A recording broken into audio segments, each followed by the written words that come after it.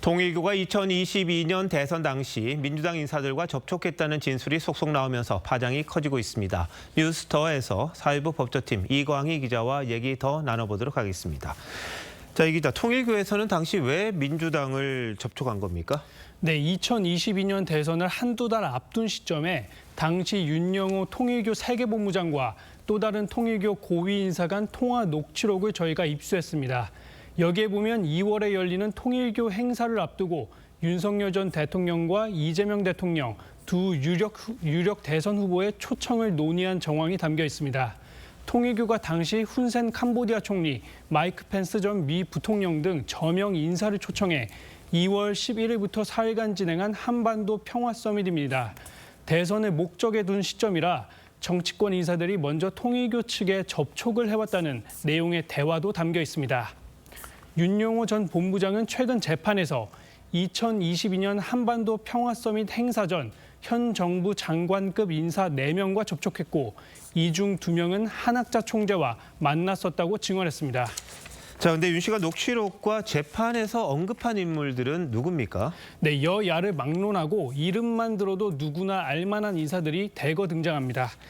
윤 전 본부장은 녹취에서 민주당 측 접촉 라인을 설명하면서 문재인 정부와 이재명 정부에서 고위직을 맡은 인사를 비롯해 이재명 대통령 최측근 인사의 이름도 거론합니다. 윤 전 본부장은 당시 야권이던 국민의힘은 3개의 라인을 통해 접촉했다고 언급하는데 현재 통일교와의 정교 유착 의혹으로 구속돼 재판을 받고 있는 권성동 의원을 비롯해 당시 선거 캠프에서 요직을 맡은 중진 의원들의 이름을 언급합니다. 네. 자, 근데 오늘 브리핑에서 김건희 특검은 통일교의 민주당 지원 의혹은 수사 대상이 아니라고 못을 박았습니다. 그리고 편파 수사 논란 이제 그냥 넘어가겠다는 건데 통일교와 여당 간의 유착 의혹은 혹시 수사를 합니까? 어떻습니까?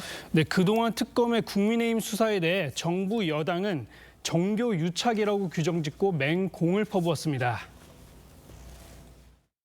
국민의힘이 통일교와 연루되었다는 것이 밝혀지면 통합진보당의 사례에 비추어 국민의힘은 10번, 100번 정당 해산을 피하지 못할 것입니다.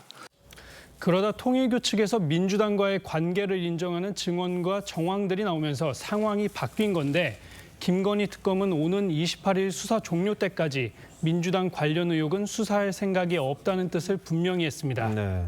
다만 특검은 다른 수사기관에 인계하겠다고 했지만 경찰이나 공수처 혹은 민주당이 추진하는 종합특검이 살아있는 권력을 수사할 가능성은 낮아 보입니다.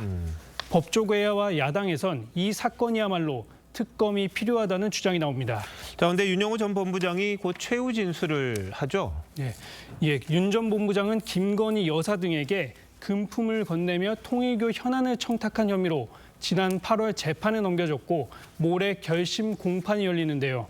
특검이 구형을 하고 난 뒤 이제 윤 전 본부장이 최후 진술을 할 텐데 이때 정부 여당 관계자들 실명을 거론하며 추가 폭로에 나설 가능성에 관심이 쏠립니다. 네, 유권 무죄, 무권 유죄 이런 말이 있었는데 그런 일이 되풀이돼서는 안 되겠다 이런 생각이 좀 드네요. 이 기자 잘 들었습니다.